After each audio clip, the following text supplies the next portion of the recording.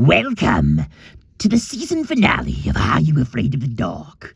Also known as Season 1, Episode 6. I'm your horrid host, Mr. Dork, and a stirring in the black cockles of my heart compels me to make an announcement for you all. The Age of Darkness is coming to an end.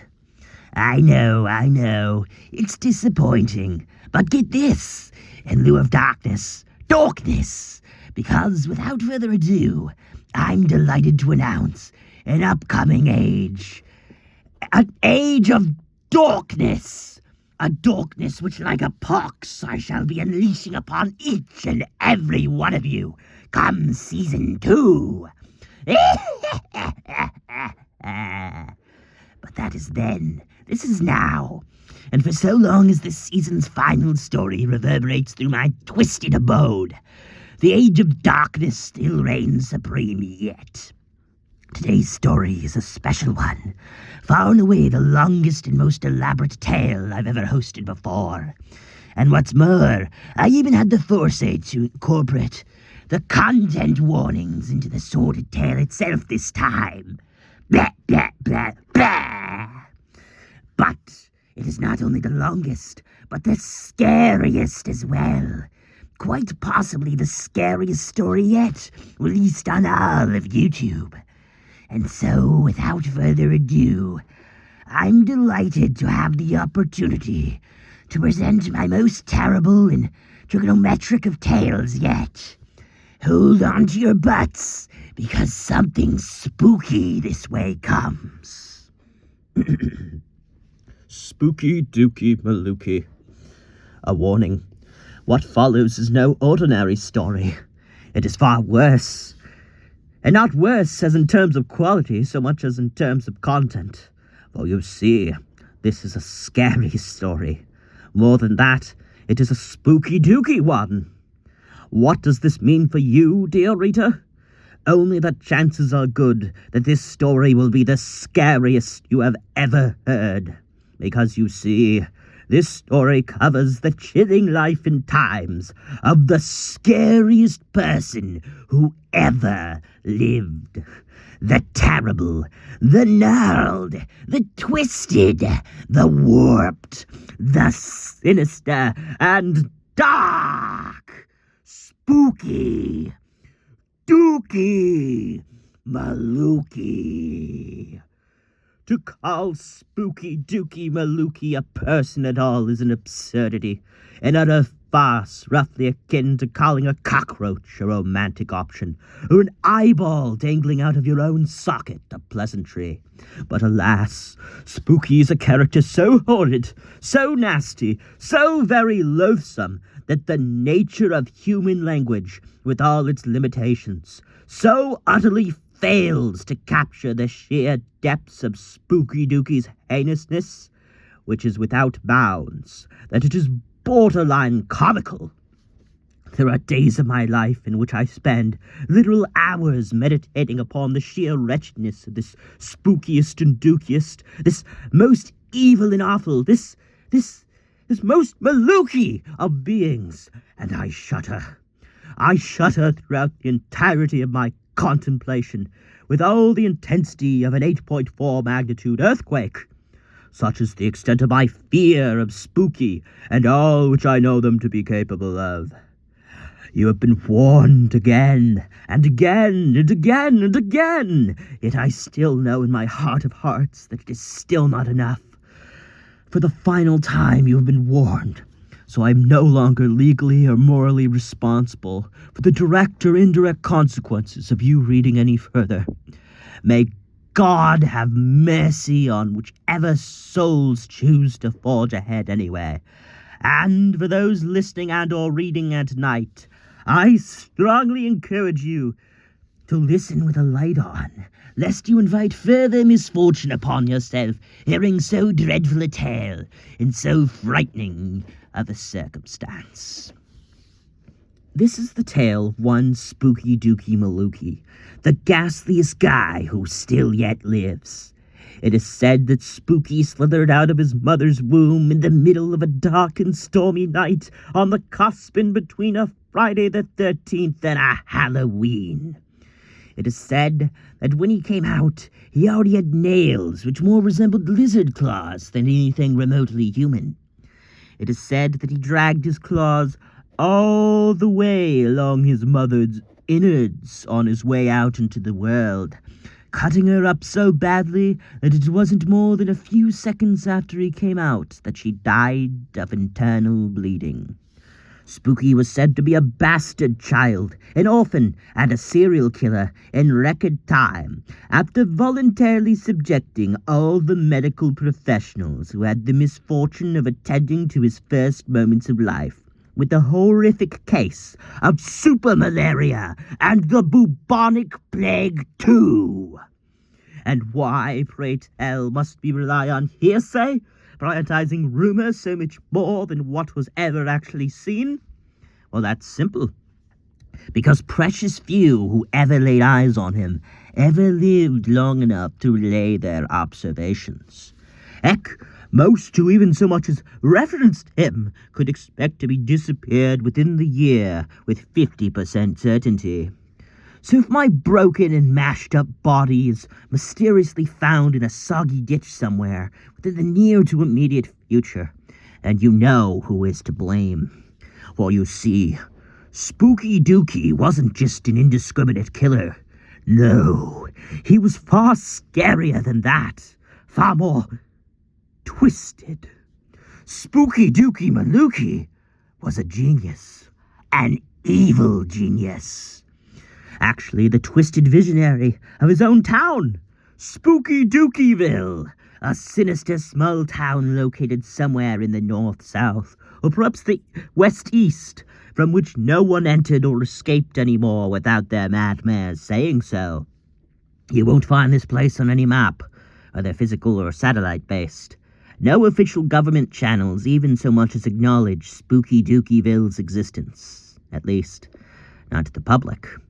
So comprehensive was Spooky's record of rapscalliousness, so intense was his bone-chilling brutality, so sweeping was his maniacal mind control over the hearts and minds of his citizens, that the U.S. government deemed it too dangerous to acknowledge his existence at all, lest Spooky rally his public to commit a Kool-Aid camp-style incident on a scale never fully realized before.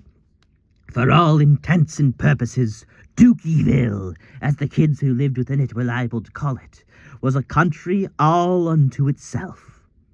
True to Spooky's vision, the town was modeled after 1950s propaganda of what living in the suburbs was like, complete with mandatory eye surgeries among residents, ensuring all but him saw the world in black and white, a bustling radio industry, and horribly fuel-inefficient vehicles. In keeping with the theme, the past and current residents were all expected to have a comically over-the-top hatred of communism, express a long list of unexamined bigotries, and defer to the collective rather than the individual judgment in almost every situation. Being the founder and supreme leader of this uniquely terrible place, one might think that Spooky Dookey Malookey made a big show of his local political and cultural might, but surprisingly, this really wasn't the case. Instead, Spooky much preferred to keep up appearances, going about acting as though he was just another perfectly ordinary citizen, while secretly running a shadowy cabal of people in parties who actually deferred to him from behind the scenes, from the comfort of one of his many secret lairs, after most citizens had already gone to sleep. Allegedly, of course. Well, one could really pick any old moment to illustrate the depravity of Spooky Dookey Malookey. In my professional and thematic opinion, after years' worth of private and scholarly inquiry, the latter account described is most representative. Before we begin the transition to the instant in question, a further set of warnings. 1. This following instant actually attempts to take on the perspective of one most malevolent Mr. Malookey. Now, if you're anything like most people, then you're probably inclined to find this idea profoundly distressing, and even revolting.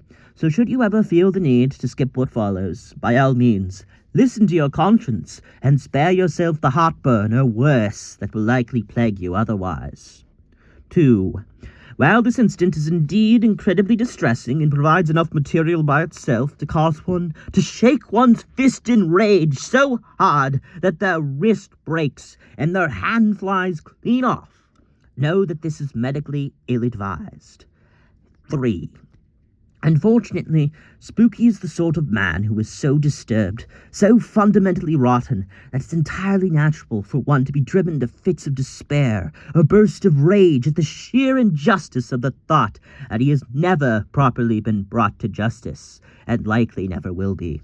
The best advice I can give is to keep calm, if only so as to not give him the further satisfaction of getting a rise out of still more people by virtue of his malicious and metaphorically unnutritious deeds.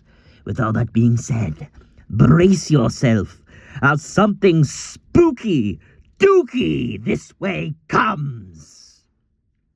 Once upon a time there lived a man named Spooky. Spooky was not like the other humans. Well, they were playing with jacks. He was playing with hypothetical people named Jack.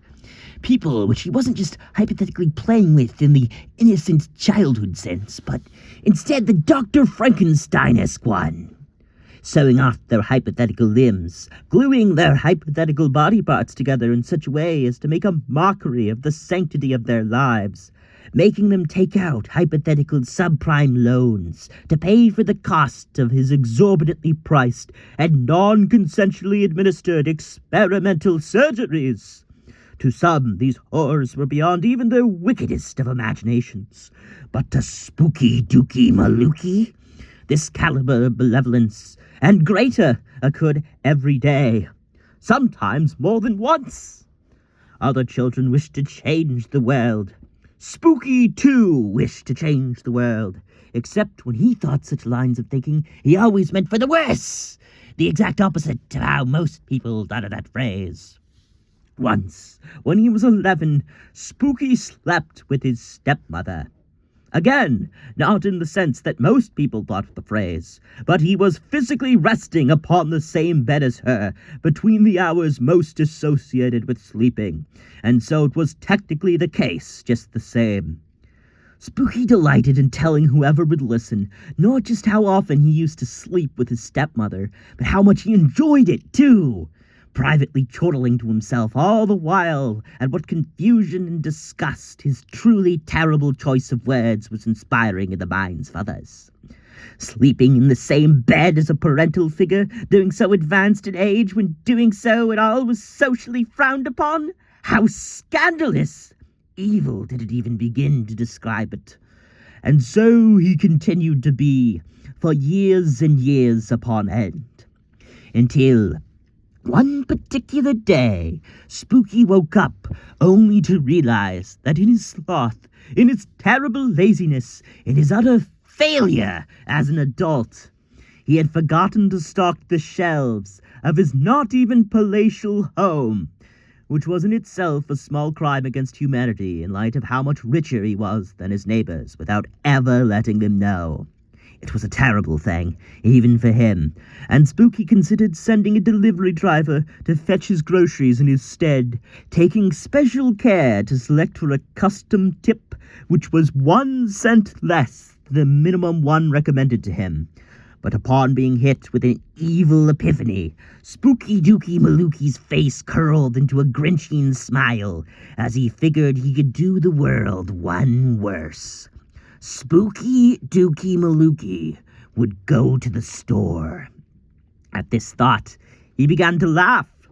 Not the healthy, well-hydrated laugh of someone who drank 64 ounces of water a day, as their doctor recommends, but instead, this kind of raspy, parched, almost Emperor Palpatinian of laughs, which was so much more evocative of space warlocks and nasty fairy tale creatures than human beings.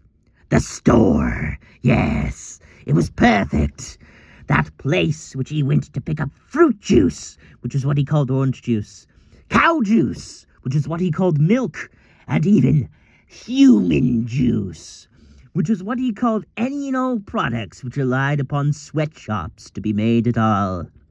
Hopping into his dirty electric car, which sourced its components from poorly regulated child mines and swampy waste-producing battery refineries, Spooky chuckled.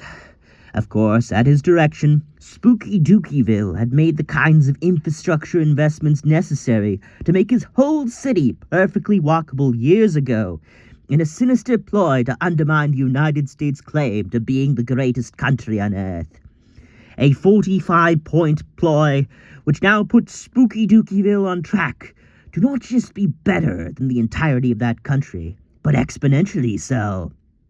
Zooming down the street, bordering on insane 4 miles per hour over the speed limit, Spooky cackled and cackled and cackled some more, cackling at his own reckless disregard for human life, for such was the way in which his most devilish minds operated. And if he was to hit a child, then so what? For what were children but tiny, inferior adults anyways?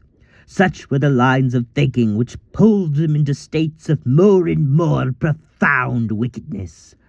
18 minutes later, and he had arrived, the sight of his needlessly tall supermarket casting shadows over the citizens, ever so slightly warming the cockles of his blackened, monstrous heart.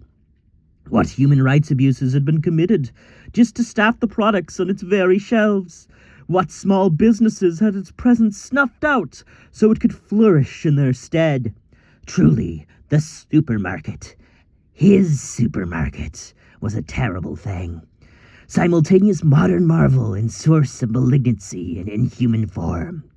Well, perhaps a bit bummed that he had missed out on the day and age where systemic abuses were once again at their peak. In his heart of hearts, Spooky Malookey not so secretly wished at many of his town halls that the Catholic Church might perhaps one day reassert its dominion over much of the earth, so as to help revitalize feudalism and usher in a new era of human suffering.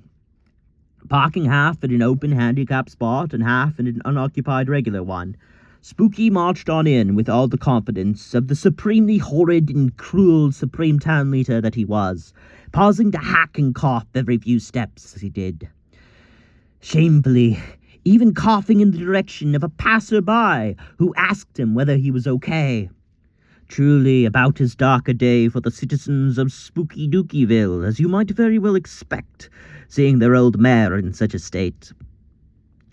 Well, did things get any worse? Indubitably, because you see, over the span of just a single 25-minute grocery hunt, Spooky went on a spree of some of the most nightmarish breaches of social etiquette imaginable.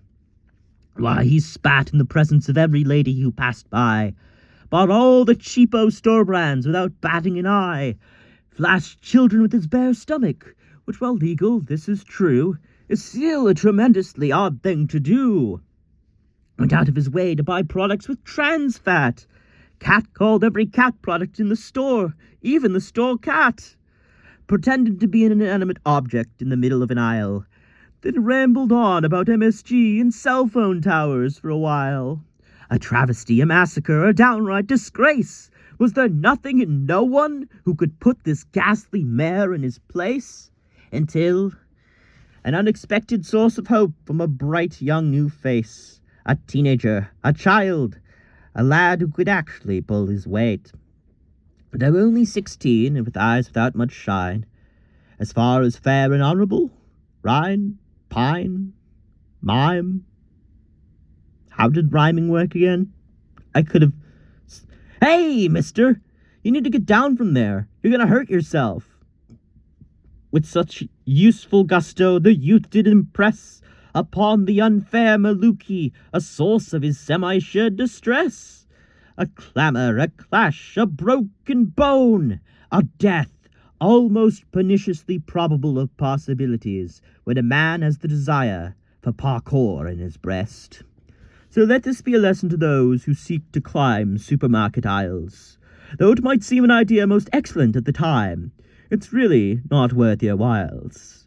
Spooky's fate was averted, but this might not have always been the case, and at the height of his hubris, he could have easily tumbled down on his face, and brought the burden of metal, canned goods, and the staff, all crashing down on top of him, his death secured just like that. And by virtue of the boy's kindness, his principled and compassionate grace, Spooky's vile, wizened black heart once more began to race. Could the process of it growing 3 sizes be the case? For by grace of that boy, with free samples on a platter for all, Spooky Dookey's life had been saved. How wonder... Hey! I thought I told you to get down from there! A most uniquely terrible and tremendous crash occurs. Spooky lays in silence for 1 whole minute, having fallen from the shelf beneath the pile of pasta products, before calmly getting up, walking over to the employee who tried to warn him, and knocking his platter of free samples to the floor, before taking a walk of shame and silence back to his car. Such was the end of Spooky Dookey's trip to the store. His 11th such similar caliber antic that same week. A true masterpiece in human wretchedness, an absolute testament to the wicked wiles of one man's heart. Really as good of a case for just pulling the plug on the human race as one could possibly make. But more so than anything, such was the world of Spooky Dookey Malookey. Oh, I could go on, and I should go on. I should go on, I really should. For I know I said that I would continue in his vile voice, his malarkous mind. But alas, alas, alas, alas, 1,000 times alas, I cannot. No, even I, a seasoned narrator, can stomach no more of this fangorious McSchmickamaloo, this emissary of ultimate evil, whose dark day-to-day deeds that no human tongue known to man can adequately or entirely convey. It is sometimes said that one could fill a library with the unwritten deeds of Jesus Christ. But Spooky Dookey Malookey? Why, one could positively fill 10 libraries, 100, a whole planet full of them. Analyzing all his wickedness, all his evil thoughts and deeds, for the span of but a single year of his life, from every possible angle, trying to make sense of the senseless, trying to put underlying theory to the underhanded atrocities wrought into being by his broken mind. But, alas, alas, alas, alas, 1,000,000,000,000 times alas, I can abide no more. Oh, Spooky, whose Dookey Malookey wily ways know no bounds, why are you the way that you are? I've studied you for quite possibly longer and more intensely than anyone who has ever lived, and quite possibly the only one who ever managed to escape after experiencing your hateful city firsthand, and still your ways are a mystery to me. Still I do not understand, cannot possibly be made to. Oh, why, Spooky? Why? Why? The end.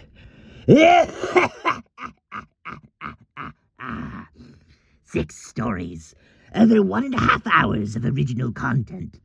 Frights without lights and oddities without schmoddities, as far as the eye can't see. It's been a grand old time, a real assortment of the sinister, but all good seasons, much the same as bad ones, must come to an end. And for season 1 of my show, that time is now. You've been a wonderful audience, and I've been a wonderful whatever the hell I am. But this is your horrid host, signing off for a spill. Don't drink any lead paint before I return, and if you can help it, do try to verbalize 3 things you're grateful for every day. As for me, the shadow dimension beckons, but don't think I won't track you down to the ends of the earth and drag you back here if you skip town on me. On that cheery note, auf Wiedersehen, and good night, Vietnam. I'm out of here!